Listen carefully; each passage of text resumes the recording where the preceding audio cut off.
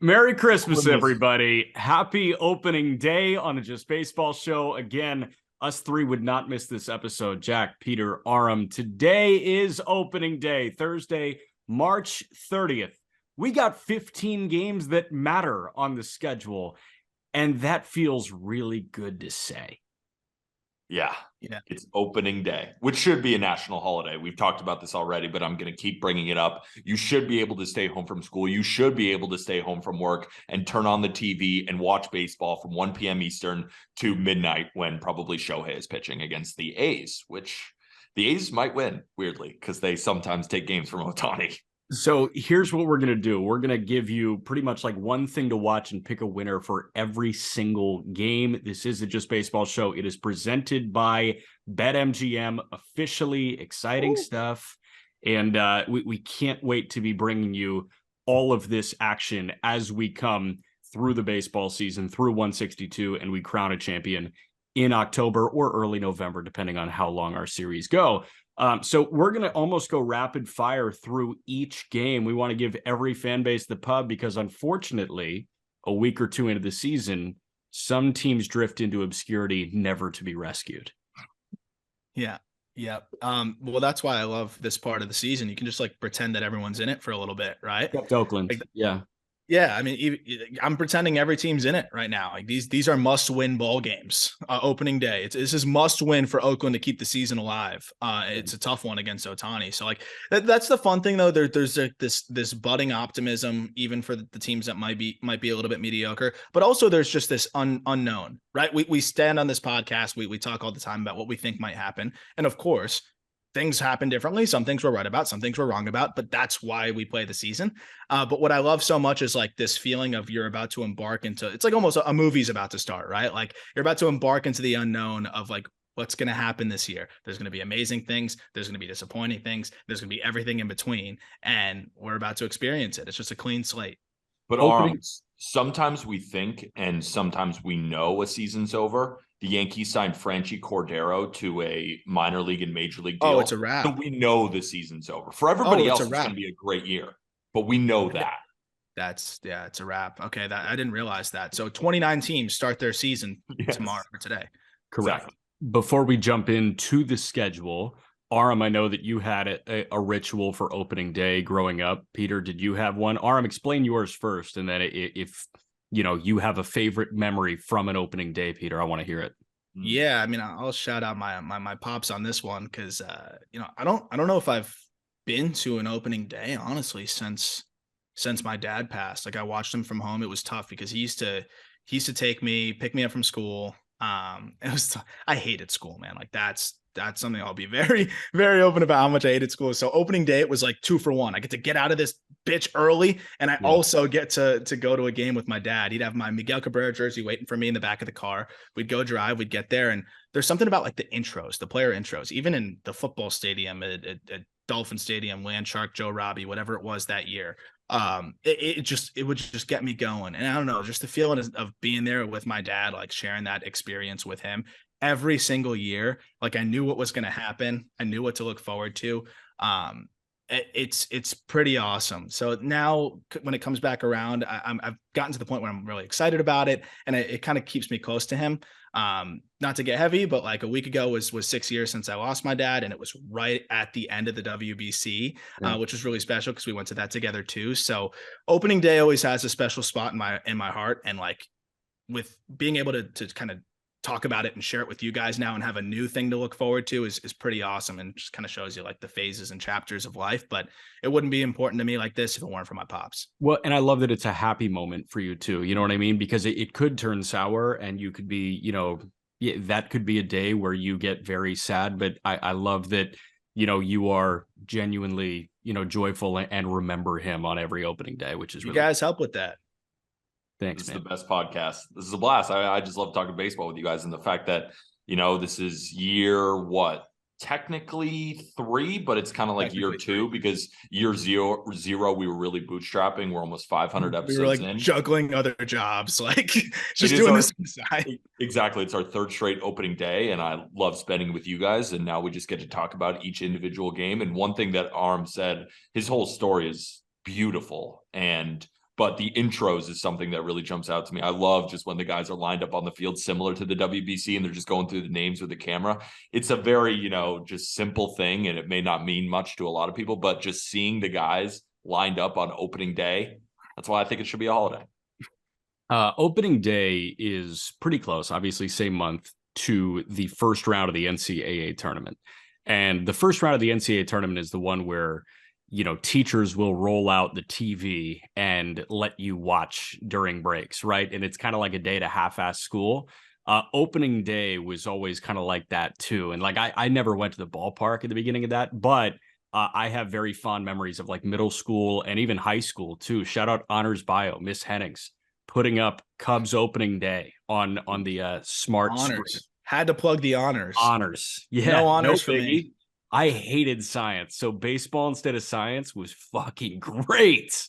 And I grew up on the West Coast, so games would start for me at around 10 a.m. instead of the 1 p.m. Eastern. So for me, it would go all day and not just, oh, now it's the afternoon, it's after lunch, let's watch some baseball. As soon as you wake up in the morning, it's about 2 hours until game time, and then it lasts. What do you guys think is the best place in the country in terms of a time zone for sports? Central, I hang my hat it's on not close. Central has to be the best because it's not too late, it's not too early, it's right in the middle. I think if you live in the central part of America, you get the best time to watch sports. You live in Central America, the Middle East, yeah. Central's money. Last thing I'll mention too is by like the third or fourth year, I went to the same school pre-K to 12. So by the third or fourth year, the teachers started to like catch on to my dad picking me up basically the same day every year. And they just give him dirty looks when he'd come in and just take me out. It was like, for baseball, really? And yes. We would just, and we would just dip. And that was that. Than Christmas. Yes. It's more important. Yes. What's one day of school? Yeah. 100%. All right, so here's how we're going to do it. I'm going to introduce the starting pitching matchup for each game. We're going to start with the 1 p.m. slate, then go to the 4, then the 7, then the 10. I think there's only one 7 o'clock game on the schedule, and it is the beast of the pitching matchups on opening day. So we're going to do that. And then Aram's going to give us the main thing that he's watching, like the one main thing in each game. And then Peter has a really exciting partnership that just baseball has with Ballpark Pal that he's going to dive into on a game-by-game basis. Yeah, it's going to be a blast. Ballpark Pal is a model. It is a weather predictor, and it can help you with your player props. Our guy, Aram, we've been working with him since the end of last season, and his model, it takes into account, of course, the weather. Like in some ballparks, the wind might be blowing in, so maybe he'll show value on the under. Maybe it's blowing out, show value on the over. He takes all of his data from, Savant, whether it be launch angle, exit velocity. It's not the typical, oh, this guy's hitting 300 right now, that means he should get a base hit today. It's all about super, super advanced data. They don't even use general stats. It's just launch angle, exit velocity, spin rates, the angle it comes out of the hand, and they simulate the game 1,000 times. And it was a really successful model last year, and it's only improved. So I'm excited to say, all right, this game is minus 245. Well, the Ballpark Pal model says it should be minus 165. So maybe the other team has a better chance of winning than you might think. This wraparound is going to be really fun. Cool. I'm in. That sounds like the episode of Black Mirror where they, it's the speed dating. You know what I'm talking about? Online dating where they run through 1,000 simulations. Did you guys watch that episode? Yeah, I don't know if I saw that one. I do love Black Mirror though. Yeah. Peter, you saw it? Yeah, I saw it. It was awesome. Okay. You scream Black Mirror guy. I know you give yourself shit for not knowing much pop culture, but you are a Black Mirror person. Oh yeah. Dude, what do you mean? His intro to the other podcast was literally a Black Mirror episode. Obelisk. What is it? I'm a big fan of simulations. What was it? What was the term? What? Obelisk.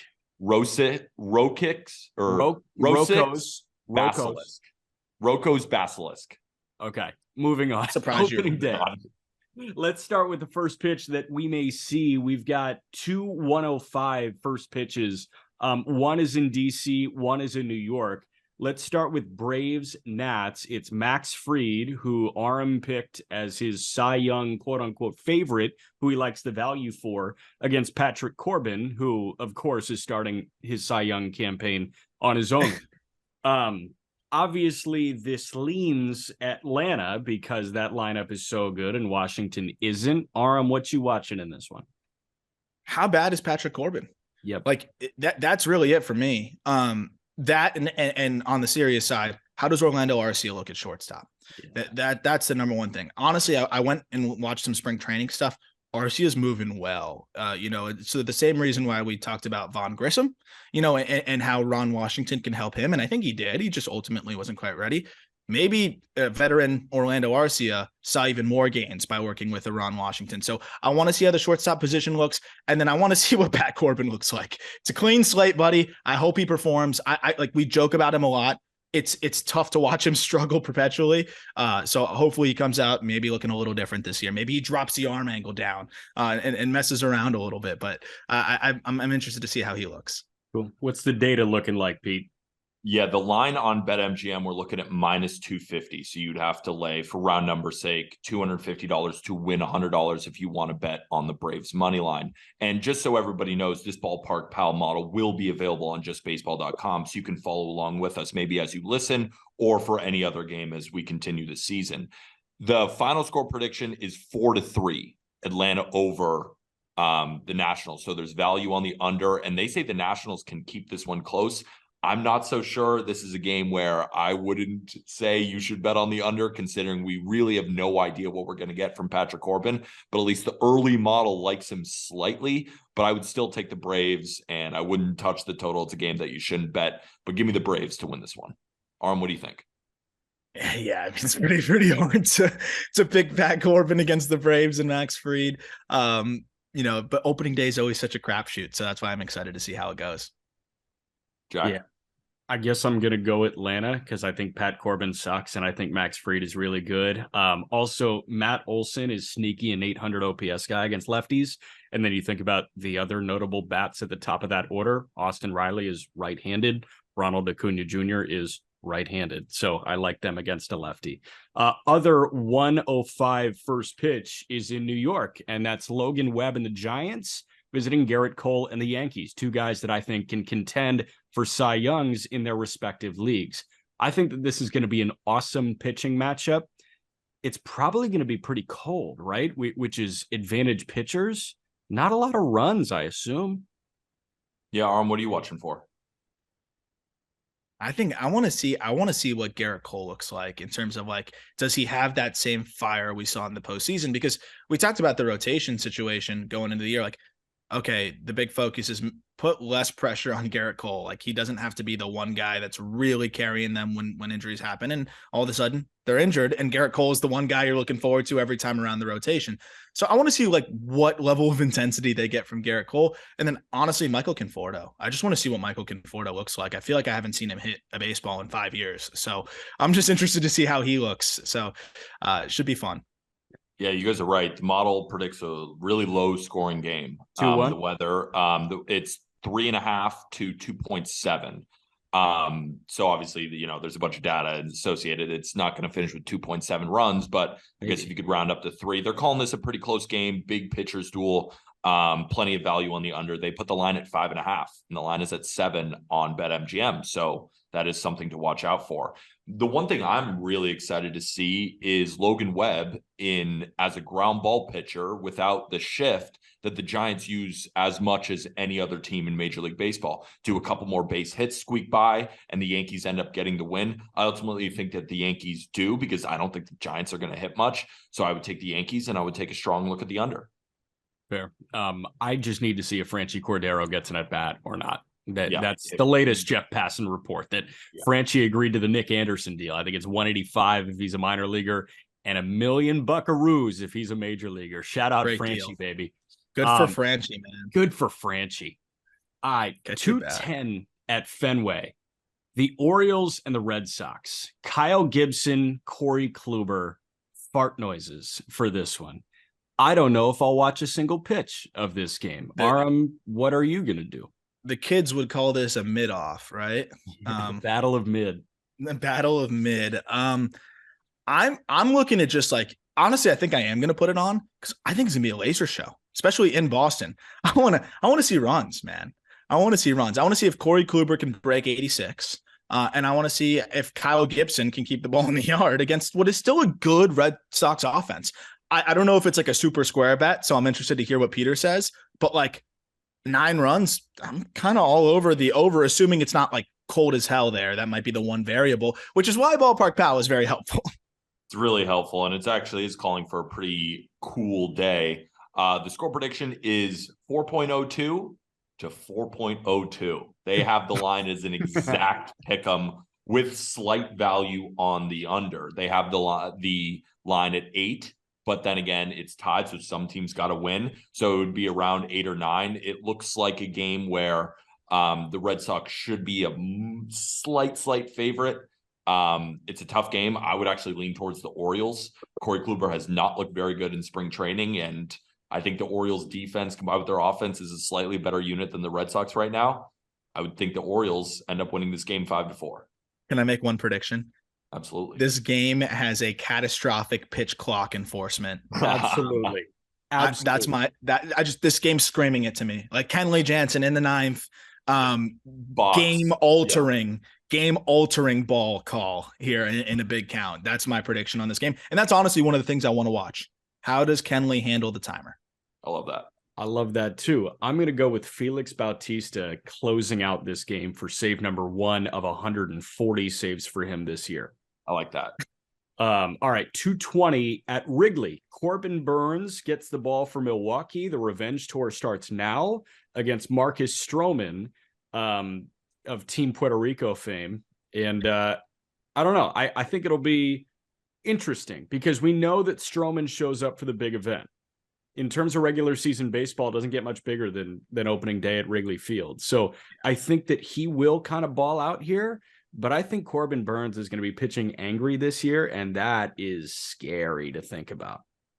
I think he's going to carve this Cubs lineup. I think so. I think Eric Hosmer is going to break a bat, maybe 2. But no, I would be all over the Brewers if it weren't for exactly what you said. And I am interested to see how Marcus Stroman kind of, rides that adrenaline that he showed. He was awesome when the 3 of us were watching him in that World Baseball Classic. He was walking out of the game, really giving it up to the fans. It was pretty cool. And I'm not a big Stroman fan. And he isn't a fan of mine, doesn't know I exist, but he blocks me. So I would say he knows you exist. Yeah, I don't know. I don't even think he read my name. He just saw what I said and blocked me. Like, no shot he knows I exist. It's just block. Which, by the way, it was because I made a joke about him tweeting his highlights after he lost. So that might be what I want to watch here. Does he tweet his highlights after they lose? But that said, I do think Stroman's going to throw well. I'm interested to see what an angry Corbin Burns looks like. And I think that's the thing I really want to see is how good can these 2 guys throw? I don't know what the wind prediction is, Peter, but I love an under in this one. Yeah, definite value on the under. They have the line around 6 and the line is at 7.5. So they're seeing value on the under, but they make the Cubs a slight favorite, which I find very interesting. The model, I guess, really likes Stroman to pitch really well. It's around 3.3 to 3.2 on the score. So it's very close, but considering that the Cubs are about a plus 130 underdog on BetMGM, it is showing some value there. I agree with you guys. I think Stroman is going to shove. I think Corbin Burns is going to shove. I think the best bet in this game is the under. And are we going to see Javier Assad come out of the bullpen after Stroman, similar to the WBC, and throw 4 innings? That'd be sick. I would love to see that. Yeah, I honestly think that I don't know. I guess I lean Cubs here. I do too. Weird as it sounds. I think the Cubs have a shot. I mean, they're at home. It's Wrigley Field. It's Wrigley Field opening day. Baseball just happened, and it's it could be Jacob deGrom, it could be Corbin Burns. It kind of doesn't matter. The Cubs just win that game, and then they lose 3 straight, and then they're 1-3 or something like that. I think if you were to power rank the quality of baseball at the end of opening day, this Cubs Brewers game is going to be in the top 3. I think the baseball is going to be great here. Love this game. So, all right, 3:10. The only first pitch in the 3:00 window is at the Trop. It's Shane McClanahan getting the ball, hoping to regain that Cy Young form he had in the front half of last year against Eduardo Rodriguez, who is present, unlike the second half of last year. So obviously a lot to watch here. Is Erod going to look sharp? Is McClanahan going to look great? Apparently he added a pitch this offseason. What are you watching? I'm watching Erod here. We love the Rays. We've talked about how we feel about them as a team. And they're kind of a team you got to watch over a span of time to really appreciate. I just want to see how Erod looks because I think he's going to be a bounce back candidate this year. a lot of the time that he missed last year wasn't due to injury. It was due to extenuating circumstances. So I think he looks fresh. I really want to see how Erod pitches against a sneaky tough Rays lineup. And I think he's going to pitch well. So that's my big focus. Real quick, I'm really going to watch how Torkelson and Green look against McClanahan, because he can make it an incredibly uncomfortable couple of plate appearances for them. If they look comfortable, that immediately gives me confidence in those and two. Both have looked good this spring. This is a good test right away. I agree. Yeah, test doesn't get harder. So BetMGM has the total at 6.5. And most other books have it at 7 already. And the model really likes the over at 6.5. And they also think it should be a closer game than the reflected odds, around -220 on BetMGM. They make the Rays a -155 favorite. They have the Rays winning, but in a very close game. I could see the Rays getting to Erod, but at the same time, I could see the Tigers scoring 3 runs against McClanahan. Maybe he doesn't have the best day on opening day.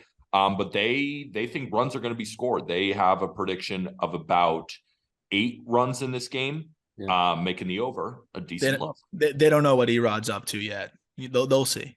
They'll see. Do you think a home run against McClanahan? I could see Torque taking him deep, but no, if I had a gun to my head and said, will he give up a home run? I would say no. But I could see Torque maybe putting one out. They brought in the fences at Comerica anyway. This is at the Trop. This is at the Trop. Never mind. You also got to stop putting guns to your head, man. Yeah, I could see a Javi Baez. Javi, 500 feet opposite field off McClanahan. Book it. We'll see. It's the third ring in the roof. Yes. What do you think, Aram? Yeah, I mean, I actually think the Tigers give them a game. I do agree with that. Like, I think they're going to hang in there, but I think the Rays wear them down, and that Tigers bullpen's a problem. So I'm gonna go Rays by 1. Well, if Eduardo can get to Alex Lang, they're fine. It's just before Alex Lang. Hand it over to Alex Lang. How do you feel about Will Vest for the 7th? Tough. All right, we're gonna go to Arlington at 4:05 in a moment, but before that, new partnership with So Rare that we got to talk about, and it almost combines the collectibles market, like card collecting, and fantasy baseball in this addictive way, you said, but like in a healthy addictive way. Yeah. Aram, I think it's your new favorite thing to do, right? Yeah, I already made my lineup. I already know I'm going to be doing this all year, but it's free to enter. The link is in our podcast description. And what's cool about it is you get a budget of 120 points. Obviously, the better the player is, the more points he's going to be. So it allows you to be creative and kind of select that team. And then you enter a competition for the week. That free entry like gives you those players that you pick for, a span of time there. And the better they do, the more like XP they accumulate, and then they hit different thresholds. So then they're able to give you more points in different competitions. So like if you pick a player that's going to have a really good season, like I picked Ronald Acuna, if he has a really good week, his card levels up. Now I can enter more difficult competitions. And then if you really want to upgrade your team and pay for it, you can go buy cards. But the cool part is it's free to enter. And you don't have to spend money, which is awesome to get started and kind of see how it goes. You can win things like merchandise, tickets to games, VIP experiences, all this cool stuff. I'm going to be entering one every single week. So feel free to like DM me and send me your lineups and tell me what you're doing and ask me any questions. But I see a lot of value in the rookies. Of course, I picked Corbin Carroll. And it's kind of based on fantasy score. So, you take that same approach, you build a good team. And I feel pretty good about my squad. Yeah. So the gist is, you've got that budget. It's like the table that you see on Twitter or Instagram where it's like, hey, you have $50, build this. So you've got that certain budget. I saw you went with Ohtani. And then you also complemented with like a Mike Massey. Mike Massey, cheap, but you think he's going to, collect some base hits and have a decent fantasy score. So it's all about balancing it out, which is really cool. And that link is in our link tree. Yeah. And then one last little descriptor on it too, like based on how you do in the competition. So I enter the prospect competition because I have all base cards. If I do well in this competition, finish in a certain threshold, I get a rare card or like a more rare card, which if you have those, you're allowed to enter more, high stakes, quote unquote, competitions where you can win even in bigger and better prizes. So you can kind of climb your way up naturally, which is pretty cool too. Join that prospect competition. See if you can beat me. I did get Acuna. Otani was steep, so then I had to go more affordable with like Wisniewski and Corbin Carroll and some other guys. So it's fun. You got to get creative, and I think it gives you something to watch when you're not watching your favorite team. Pete, are we playing this week or what? Am I playing in the server? Yes.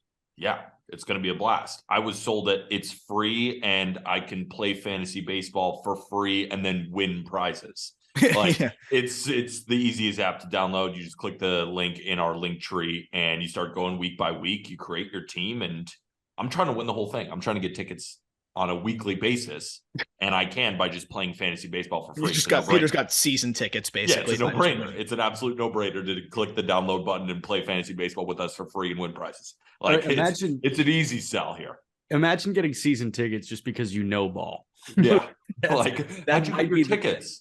Just being smarter than you, built a little bit different than you. And it'll be fun too to compete, right? Because I'll fill out a lineup. Aram will, you will, a bunch of people who listen to the Just Baseball show will be talking lineups. It's going to be a great year. Can't wait. Last thing for me, like obviously we talk about, the interface and all that and how easy it is to play and the cost of that. Very superficial thing that I want to highlight. It looks really cool. Like the art is sick. Like the visuals are cool. So yeah. And I would say if you're a high roller too, like, and you're like, I want to skip the process, like you can buy cards and financially put your team together and then enter yourself into competitions to win. So like I'm looking at a rare Bryce Harper that's at an auction right now for $271. So like there's situations though where you could build a card up though, buy a card of a player that you think is going to ball out. And then if he's balling out, you can sell it and actually make money off of that too. So there's a lot of cool wrinkles to it. You can do free entries, but also you can wheel and deal a little bit. So there's a lot of layers to it that'll never allow you to get bored. It's a marketplace with a sprinkle of fantasy baseball. And maybe you think about Aaron Nola or Jacob deGrom this week. 405 at Globe Life. This is a pitching matchup that the heavens sent down for us on this lovely Thursday afternoon. Nola, deGrom in Arlington. The thing that I'm watching personally is what does this Phillies lineup look like? I have no idea what it's going to look like. Is Derek Hall going to start at first on opening day? Like how are they going to fill out the lineup card? How's Rob Thompson going to manage this? That's my thing. Aram, what's yours? Yeah, I mean that's a big one, right? What does Rob Thompson look like with this lineup? And this is going to be a challenge for him all year, kind of mixing and matching, especially when Harper comes back. This is a big test for a second-year manager here, or really first full-year manager. My thing, though, and it's an obvious one, is what does Jacob deGrom look like, man? I mean, that's the question, right? Is he gonna and how much of a leash do they give him? Not in terms of if he struggles, will they leave him in? How many pitches does this guy go? If they pull him out at 75 pitches, like that's, I don't want to say ominous, but it is kind of telling maybe of what they're expecting for him this year or what they're expecting from him in the first half. If they let him go 100 pitches, it says, hey, we're letting this guy go and we feel good about his health. So I'm interested to one, see how he looks pitching wise, and two, how long they let him go. If I'm Rob Thompson, I'm putting Edmundo Sosa at third, Trey Turner at short, Bryson Stott at second, Derek Hall at first. I'm DHing Alec Boehm. I'm putting Schwarber in left, Brandon Marsh in center, and Nick Castellanos in right, and then JT Realmuto at catcher. That's how I make the lineup if I'm Rob Thompson. What do you guys think? I like that a lot. I like Sosa at third. I was thinking maybe Boehm at first. I was thinking Boehm at first too. It depending on whether he's comfortable there. I think it would be fine for him. But I like that lineup too. Yeah, and I appreciate like not putting a third baseman at first on opening day, right? Yeah. Wanting him to do this, like you want him to get good at third, right? So he's going to be playing a bunch of third, and if he never gets better, whatever, he's still going to hit. Yeah. Weirdly enough, the model is showing slight value on the over. They have the line at 7. The line is mostly at 6.5. It's an interesting one. I couldn't disagree more. Like, I think this game is going way under. I think both pitchers are going to have a great day here. Hard to think that Jacob deGrom gives up really anything against this Phillies lineup. And then you have Aaron Nola going against the Rangers, both good teams on offense. That's maybe why the model likes it a little bit more towards the over. They make the Phillies and a plus 101 underdog, and they have the Rangers at minus 101. So the Phillies are showing value here. And I do think that the Phillies end up winning this game and beating Jacob deGrom. I do think it's funny that DeGrom leaves the division and then starts the season with his new team against the Phillies. Like, just the way that worked out is kind of funny. He has given every team in the National League East fits, but at least it's a team that filled with players that have seen him, a decent amount. And you know what's interesting too? One of the most profitable pitchers in Major League Baseball with the past few seasons. I'm not sure if this is updated to this season, but I know this was something last season, that Jacob deGrom is the most profitable pitcher to bet against. Because normally you get like a plus 265 money line. So it's not like a guy that, you have to win at a 60% rate. You win 40% of those games. Because remember those seasons, DeGrom would go 11-10 with the Mets, and he was 10-9 and won a Cy Young. Yeah, exactly. So he's been the most profitable pitcher to bet against. So if you see DeGrom on the Rangers this year, don't think he's just winning every game, especially if it's a guy like Aaron Nola with a better Phillies team. For sure. All right, 5 first pitches at 4:10. Start in Cincinnati. Mitch Keller and the Pirates visit Hunter Green, opening day starter, and the Cincinnati Reds. Interesting choice. I think we're all team Lodolo there. I understand the appeal of Green being the opening day starter. This is an interesting one. I guess my eyes are on Mitch Keller. Like, not does he look like an opening day starter? Does he look like a starting pitcher in Major League Baseball for the Pittsburgh Pirates? And then Green, can he keep the ball in the ballpark is my big question. One thing about Mitch Keller, instituted a sweeper this year. He needs a strikeout pitch. That could be cool for him. And he's touching 130 miles an hour in shred videos, apparently. Yes. Well, and he's sinker slider. He implemented a sinker back half of last year too, which got a lot better. So if Mitch Keller's a sinker slider guy with velo, that could spell good things for him. Yeah, I was joking about the 130 mile an hour fastball, but I wasn't joking about the sweeper. Like, if he can have wipeout pitches, like, he's still got good stuff. Like, he could have potentially a breakout year. Who knows? Because I don't want people to think that I was just joking about a sweeper. He did institute that this offseason. Yeah. Sweepers play.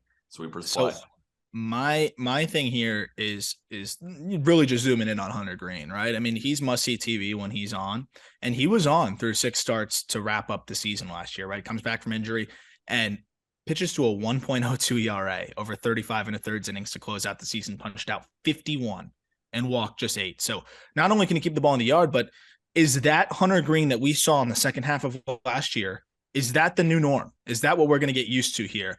Which we know he can be. I think that's why he got the opening day nod, was the way he finished last year, and also because it's a bigger name, right? I think you talk to the Cincinnati fans, the Hunter Green face is more familiar just because of what he has been since he was a prospect and just being that kind of generational talent with the arm.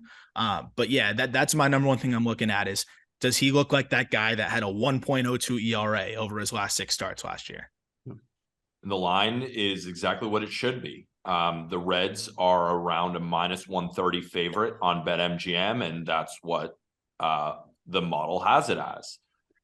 They have a pretty solid lean towards the under. They handicap the game around 7.5, while the current line is 8.5. But it is in Great American Ballpark, which they do account for. So I find it pretty interesting that they like the under here. But I do like the Reds to win this game. That would be my favorite bet in this entire game. I assume they like Mitch Keller to keep the ball on the ground often, and I think that they certainly placed some value on Hunter Green carrying a no-hitter into the 9th inning against Pittsburgh. They love Hunter Green. They're projecting Hunter Green as the second most strikeouts of any pitcher on opening day. So that could change, right? Maybe the model changes the morning when they find out a new lineup. This is without projected lineup, so it's these aren't perfect projections, obviously, until opening day when the lineups come out. Worth noting too, it's a fresh Hunter Green, right? My concern is, how does he look in July? With some of the arm issues that he's had. This fresh Hunter Green should be pretty good, but I kind of like the value of the Pirates. I think the Pirates could surprise and beat them here. I mean, especially having the ground ball guy on your side here. If they ambush a couple green fastballs, that could be the difference. Yep. All right, 4:10 in San Diego, 1:10 Pacific. Blake Snell gets the ball for the Padres against German Marquez and the Colorado Rockies. Thing that I'm watching, or thing that I'm listening to, is to see if Don Orsillo has a voice by the 9th, because I think it may be bombs away and he may just be screaming in front of a sellout crowd in San Diego. Might be sellout number 1 of 81 this year at Petco Park. Oh, yeah. That's probably my number one thing to watch. What does the environment look like? They were making headlines just with like their fan fests and all the different little things that they were doing in the offseason. I mean, the Padres are doing it right. And I'm not saying every organization needs to invest $1 billion into their team, but invest into their team. That always helps. And we're seeing the Padres reap the rewards there with the interest. I think there's probably has not been more excitement around the Padres maybe ever than there is going into this season, which is really, really fun. So I'm excited to see that. Must see TV is Jurickson Profar's debut as a Rocky. I'm just really pumped to see how he looks, in that jersey. And a healthy Chris Bryant. But realistically, it's again like there's a lot of polarizing pitchers, I guess, in terms of their performance. Blake Snell is as much of an up and down guy as we've seen. How does Blake Snell look? That's kind of the most interesting thing to me. Yeah, it's not often that the Ballpark Pal model, when you have a -200 favorite, they actually think that's undervalued. Normally, they'll lean towards the underdog in a game like this, but they make the line -225 when it is -200. They give the Padres a 70% chance to win, the biggest of any game so far, and they have the Padres scoring the second most runs of any team, even though we're in Petco, which is primarily a pitcher's park. Newsflash, they do not like German Marquez. They think the total is pretty accurate, but they have the Padres really steamrolling them. Okay, fair. Yeah, that's also going to happen. Yeah. But what I will say, though, a lot of righties in that Rockies lineup against a lefty like Blake Snell. Maybe they get to him a little bit, but I just think the Padres bats are going to be too much for German Marquez. Yeah, the only guy that I truly feel like can outclass Blake Snell when he's on is Chris Bryant in that lineup. So yeah, there are a lot of righties, but like Snell's a really good lefty, and those bats are not really good righties. And when Colorado's away from home, the model is going to say fade them every game. So they're a horrible road team, good home team, horrific road team. Yeah. Also at 410 in the Midwest, Alek Manoah gets the ball in St. Louis against Miles Mikolas. This is Jays, Cardinals. I like this matchup a lot. Waino was obviously supposed to be the opening day starter. He had a groin strain, so he is not doing this. They have the better pitcher on the mound, IMO, in Mikolas. So I think that this can be a pitcher's duel. We'll see what Manoah looks like. We'll see if the lowercase x comes into play for Alek Manoah. Yeah, this is as good of a test as you're going to get, in game one, a lineup that will wear you down. So this could be a really big statement game for Manoah. I'm also really just excited to see what this Blue Jays lineup looks like as a whole. It's a test for Mikolas, man. And I'm just excited to see the defense in the outfield. I hope we get some like gappers, some diving plays and stuff like that, because I think that the Blue Jays are going to be regulars on SportsCenter top 10 with that outfield. I mean, Springer's a human highlight reel. Kiermaier is the highlight reel. And then Varsho is special as well. So I'm looking forward to that. This was one of my favorite bets is on the Cardinals. And I was already looking at this game because I thought to myself, why would the Cardinals be +110 at home on opening day? Considering that both are ground ball pitchers, but the Cardinals have the better defense. I think you could make the argument that the Cardinals have the better lineup. And considering Manoah's potential issues, and the model agrees, they have the Cardinals as -140 favorites instead of a +105, +110 underdog. And they think the total is pretty spot on. I'm more than likely going to be on the Cardinals as a dog here. It reminds me of the Brewers-Cubs game where you have Wrigley opening day in front of those fans with the perceived worst starting pitcher, so you're getting value on the team at home. I think the Cardinals are the play here. I think they beat the Blue Jays on opening day. What do you think, Aram?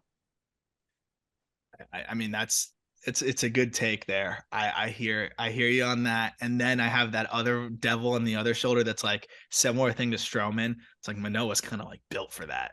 Yeah, like Manoah's on the road, got that dog in him. He's got that dog in him.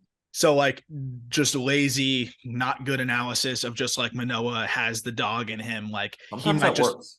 I watched the video of like them of the Blue Jays letting Manoah know that he's the opening day starter. You can tell how bad he wanted it. Like it doesn't mean everything all the time. I want it really bad too, but if I went out there, I'd give up 40 bombs. So like, it is going to be interesting to see. But I think Manoah hears the regression talk too. Like, I think he hears that. He strikes me as a guy that pays attention to what people are saying. He's replied a few times to people. So I think he's going to come out there with a chip on his shoulder, but that might not matter given how good this Cardinals offense is. I think the Cardinals win opening day at home. I don't think Manoah pitches badly, though. I just think they wear him down. And I think Michaelis is a good arm. Like, I thought he looked good in the WBC, and the bullpen's fantastic, rested, and they're going to want to win that first game. So I go Cardinals. I agree with Peter. I like Jordan Walker to double in his MLB debut, and I like the Cardinals to win. And then everyone's going to be going nuts. MVP's on the table here for Jordan Walker after he starts 1 for 3 and then goes 0 for his next 20, and then it's going to be he's a bust, and then he hits again. That's my prediction. Yes. So I think that we're going to be drinking the Jordan Walker Kool-Aid by this point today or tomorrow, I guess. All right, Kansas City, also a 4-10 first pitch. Zach Greinke gets the ball against Pablo Lopez in the Minnesota Twins.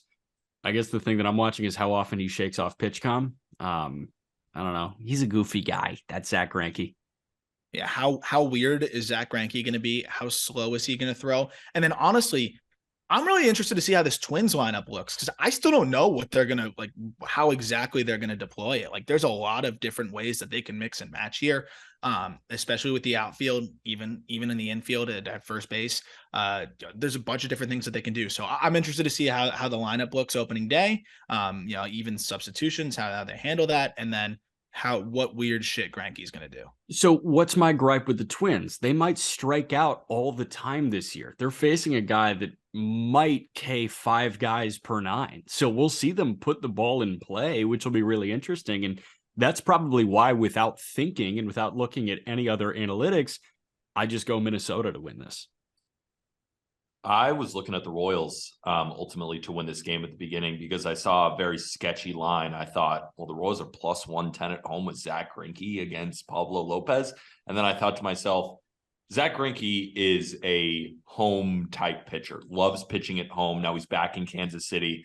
I think I might end up betting on the Royals, considering the model makes them a minus 120 favorite instead of plus 125, which you might find on BetMGM. I think the Twins, they might miss Luis Arraez for a little bit. He was a huge table setter for them, and I think it's going to be interesting to see who plugs that hole. I do love Jose Miranda. I drafted him in fantasy baseball. I'm probably going to draft him in SoRare because I think he has a good week. But I think it's very similar to the Cardinals game or the Cubs game, where the underdog at home with the veteran pitcher end up winning out. Will Zach Greinke have a good start next game? Probably not, because he'll probably be on the road and he'll probably be tired. But in this game, opening day, returning home to Kansas City, I like that narrative. I assume a lot of people are going to pile on the Twins because they think it's just the better team, and they are the better team. But I think on opening day, give me the Royals. That's what I did. The Royals, man. I have no idea what to expect from Greinke in this game. He just backs his way into 6 innings, 2 runs, though. So I'm looking forward to seeing that. Fair. All right. You're going to be at this one. Max Scherzer and Sandy Alcantara. That is Mets, Marlins. Holy shit. The testosterone that's going to be on the mound. The model likes Arms Marlins. I don't. Yeah. I know Sandy's been fantastic at home. But the Mets were one of the teams that kind of wore him down last year. So 3.3 ERA against the Mets. So he threw 27 innings, but I agree with you. He had some rough starts, but I think most of those were at City. That's fair. So I'm really interested to see how Sandy looks. My number one thing I'm watching is, what the fuck does this Marlins defense look like? Yeah. Like, how bad is it going to be? Like, I want to just see Jazz Chisholm in center. I want to see Arraez at second, though he's been fine, but I just want to see, I want to see a Joey Wendell to Arraez double play. What the hell does that look like? So that's what I'm looking at, is this Marlins defense. Fortunately, Sandy's a ground ball pitcher, but someone's going to hit a fly ball probably at some point, and I want to see how Jazz Chisholm looks out there. So the defense should be an adventure, and I'm looking forward to that. But then also, you're seeing a Hall of Famer against the reigning Cy Young winner, and what else could you ask for from an opening day matchup? Yeah, I can't wait for the Dance Dance Revolution that Jazz Chisholm's going to do on just a fly ball right to him. It's going to be he's going to need a map. Yeah. So the model likes the Marlins, and they do pull data from spring training, but I don't think they've properly accounted for what the defense is going to look like opening day with a guy like Sandy, whose job is not to strike out everybody under the sun, but it's to allow soft contact, put the ball in play, lower the pitch count. So it does have the Marlins as a slight favorite at -105 compared to +110 on BetMGM. And they think the total is pretty spot on. So in my opinion, this is an absolute no bet for me. But Arm's going to be there. It's opening day. Give me the Marlins to win the game. Will I bet on it? No. Am I rooting for Arm's Marlins? Absolutely. I'll take it. Told you there's something in the water in South Florida right now. You've got Thursday opening day, and then you got Saturday Final Four with FAU and Miami. I'm so excited. I'm so excited for Miami. I am slightly afraid though for that bad man in New York. Max Scherzer could just end up He's crazy. dominating. He could have a great 100%. Day. But then you hand it over to who? Ottavino? David Robertson, Drew Smith. That's where the Marlins have to eat. That's where they have to eat. You guys see what happened to Montez de Oca? No. Elbow strain. Elbow surgery, I think. Oh, surgery? Yeah, I think so. Yeah, I just don't think the human body is built to throw 102 with that kind of run. Like we see Jordan Hicks on the IL all the time. Obviously, DeGrom's on the IL all the time. All right, 1708 first pitch, and this is crazy. Dylan Cease coming off of a Cy Young runner-up finish in Houston against Framber Valdez and the Astros. I want to watch every pitch of this game. And, I mean, I guess, like, if I were a betting man, it would be the under through the first five, right? Like, I think we're going into the seventh inning scoreless. Like, these two are going to dude off each other. Yeah. I'm with you. This is appointment television. I picked Cease to win the AL Cy Young, and honestly, one of the other names I was looking at value-wise was Framber Valdez. So these are two of probably my 5 favorite picks for Cy Young in the American League, and I think that Valdez is going to be a big test for some of these guys. My number one thing I want to watch, though, is how does Oscar Colas look? He's a guy that really earned the job from what he did at the end of last year and what he did in spring training. But how does he look for this lineup? And also just seeing a healthy White Sox team. Like, we rarely get to see this whole lineup together. I'm excited to see what that looks like and how long it lasts. And over the last couple of years, this White Sox lineup has fared well against left-handed pitching. Tim Anderson mashes lefties. Luis Robert can mash lefties when he's healthy. Obviously, you're missing Jose Abreu now. I guess that's the thing I'm watching. Jose Abreu in a different uniform is going to be really weird. Yeah. And you got Eloy and you got Andrew Vaughn. You got a couple of righty mashers in that White Sox lineup. I love games like this, appointment television games where the books got it completely right, according to the model at least. They make the Astros a -145 favorite. They are currently -150 on BetMGM, and they make the total 7.2, and the over/under is 7. So they got it. The books got it, and this is just going to be a game that you probably shouldn't bet at all because at least the model's showing no value. I agree with Jack's point, though. If you're going to take a play, maybe look at the under with these great pitchers. But overall, this is just calling for a great game that's handicapped correctly. It's going to be a blast.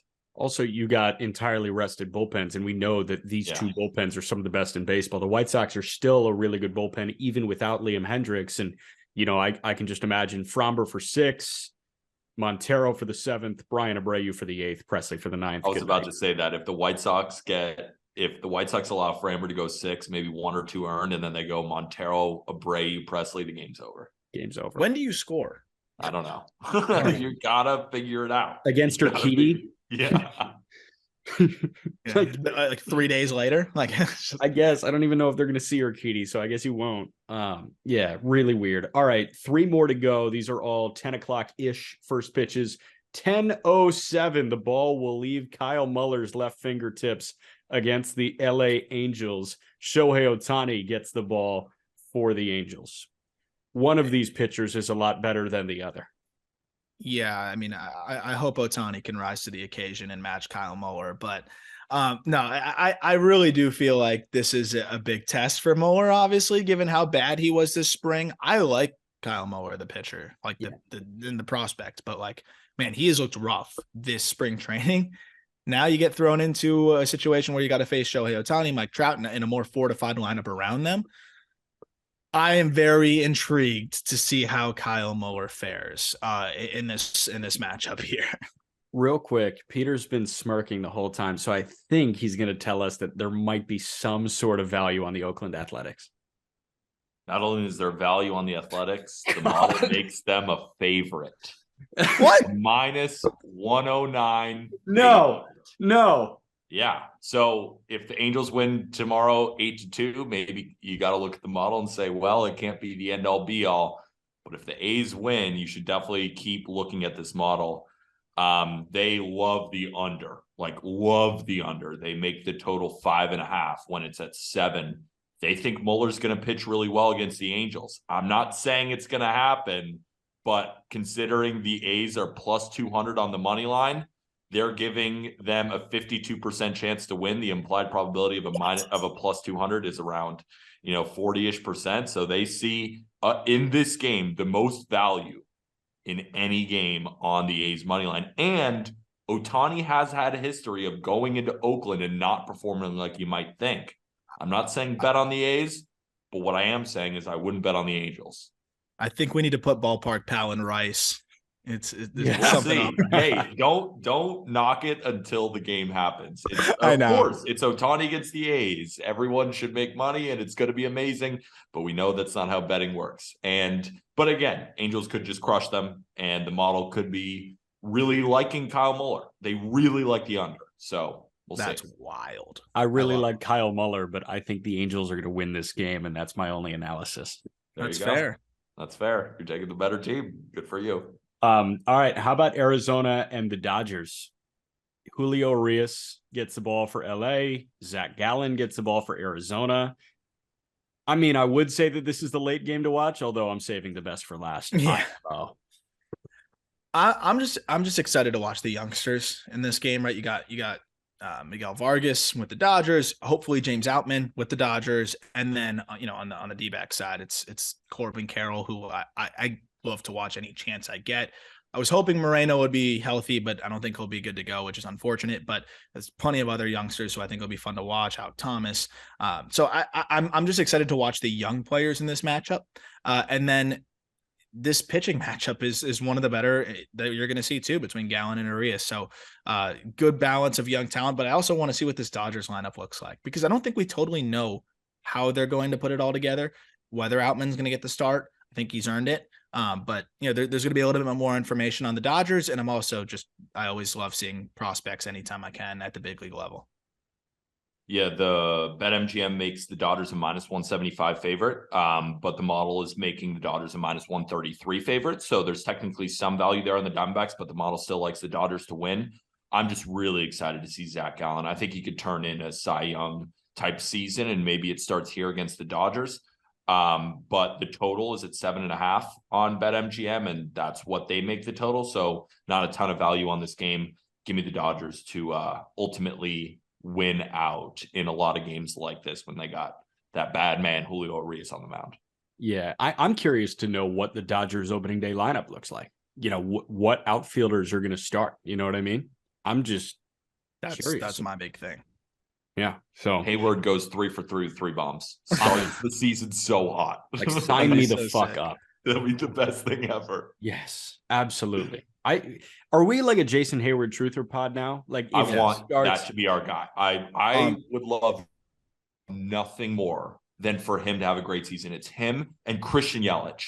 Like those two guys, I am praying have a great season. I'm with you on Yelich. I mean, that's a guy I love to watch play. I got one more for you though. Somebody that I think we need. I'm a truther now, and I think we need to start to get this out there. Forrest Whitley might be back. Oh wow. Okay, yeah. Tell me why. Yeah, I also watched each of the different pitches, saw the data on it. The changeup has always been elite. The fastball was jumping. He has a cutter at 90 to 92. And then this disgusting sweeping curve. He struck out Jordan, Bregman, and I believe he struck out somebody else, like one of the other main guys. He carved through the intra squad. I think he's back. It's about health. I don't know if he stays healthy, but I wouldn't be surprised if he gives them some good innings this year at the big league level. I can't believe I'm saying it. Like, I'm floored. I was sitting in my bed watching the video, looking at it like, what the fuck is happening? But I think it's happening. Good for him, man. That's awesome. All right. It tells you exactly who Aram is, because I was going to throw out Chris Sale as another guy that I'm all the way in on bouncing back, but then he just gave me Forrest Whitley. Like, so our list is Christian Yelich, Chris Sale, Jason Hayward, and Forrest Whitley. It's just a bunch of guys we hope. That's fine. 21 was Freddie Peralta, and we kind of nailed that one. Nailed it. I'm buying Whitley stock right now. You know who else was on that 2021 list with Freddie? Jonathan India. Courtesy of Jack McMullen. It was. All right. Best for last. Cleveland and Seattle, Shane Bieber and Luis Castillo at 10:10 Eastern. I'm not going to miss a pitch of this one. Like, I don't think that late inning drama from White Sox Astros would keep me from missing the first pitch from Luis Castillo against this Guardians lineup. Yeah. The new 9-figure man. And it's 9 figures, right? I always question that when I say it. Andres Gimenez. Yeah. The new 9-figure man and Andres Gimenez. This Guardians lineup, I'm just excited to see, how much better it can be with Josh Bell in there and see if Will Brennan's getting consistent ABs and everything like that. The Tristan McKenzie blow really stinks, but then we got a new face, with the Mariners and Teoscar, and I'm excited to see how he looks over there with them too. So 2 lineups with some underrated additions that I'm excited to see. And then you got 2 of the best duking it out. Like, that's what's it's all about here with opening day. Yeah, this is besides White Sox versus Astros, I think this is my favorite game on the board. The model is showing that the Mariners should be minus 135 instead of minus 115, which they are on BetMGM. So they're giving the Mariners a better shot to win this one. And they think the total is pretty spot on. They have it at 6.5, and the posted total is 6.5. I lean towards the under. I think these 2 guys are going to shove, especially at T-Mobile, which is a big pitcher's park, and the weather is supposed to be pretty cold down there in Seattle. I think both these guys are going to turn in excellent outings. Then both excellent bullpens are going to come in after. The model has the Mariners winning 3.6, 3.17. I think the Mariners end up winning 3-2 in a really good game. Cool. Yeah, I think this environment is going to be crazy. And I think the Mariners fans are finally ready to have a team that looks like they are, a postseason likelihood instead of a postseason hopeful like they were last year. And it was a surprise in 21. So I think that this is the first time in a long time that Mariners fans can actually look at this team and say, we can be really, really good. Yeah. And I think that means sell out and loud. 10th man. Forget the 12th man. You got the 10th man. Yeah. I actually do think it's going to be some of the better environments we've seen in Seattle. And I like Seattle to win this one too. Happy opening day, people. The last thing I think we should do, because we didn't do it on our division previews and we didn't do it on over-unders, we haven't picked a World Series champion, which I think is a fun thing to do at the beginning of the season. I'll start. I like the Mariners taking on the Braves. I think this is the Mariners' year. I think they have no real fundamental weaknesses. You could say Jared Kelenic, but he's had a great spring training. And then, of course, if he falters, then you have AJ Pollock to sub in for him. I love the pitching staff. I love the bullpen. And I think the Mariners were really close last year against the Astros. And I think they get over the hill this year and end up making the World Series and facing off against the Braves, who I think has the most complete team in all of Major League Baseball. They're always in it, and I think they're going to win the division. And I have the Mariners ultimately beating the Atlanta Braves, the underdog story. Give me the Mariners to win their first World Series ever. That would be sick. I'd be so in on that. What's your World Series prediction, Arm? Ooh, I wasn't prepared for that. I think the Astros repeat.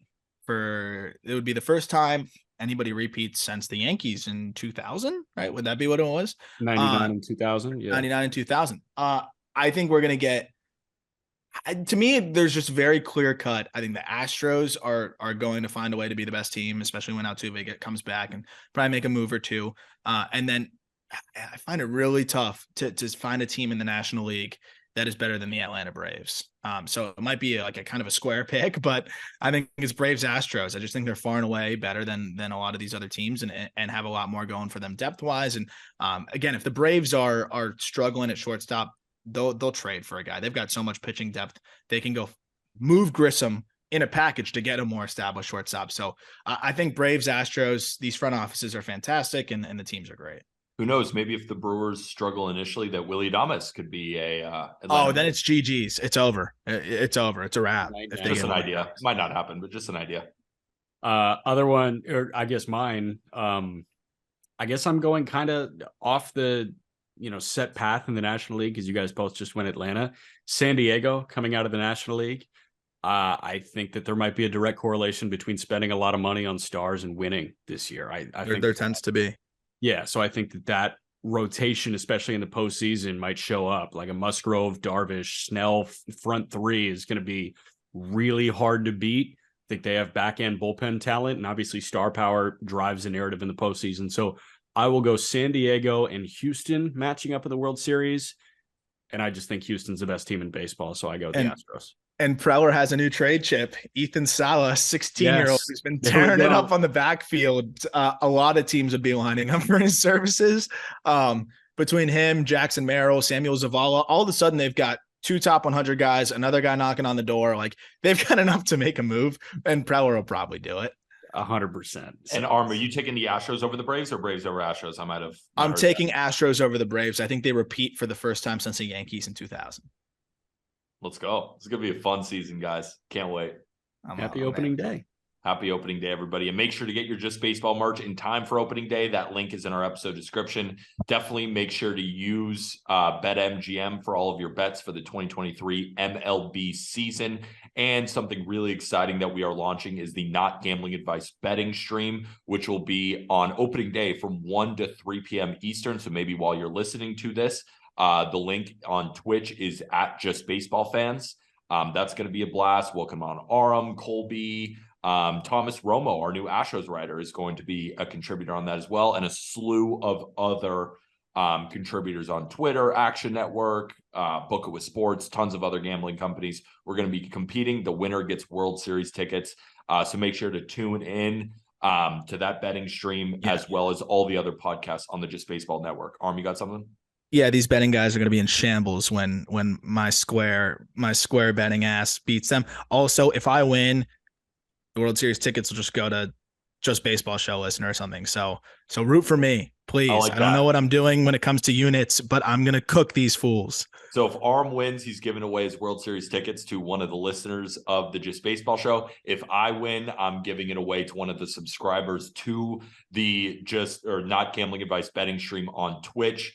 Check out all the other podcasts here on the Just Baseball Network through the link tree, and definitely make sure to download the free app. So rare. Play fantasy baseball with us all year long. I think it's almost better than making an enormous league with too many people. How about we just all download an app and compete week by week? Sounds like a blast. That's in the episode description.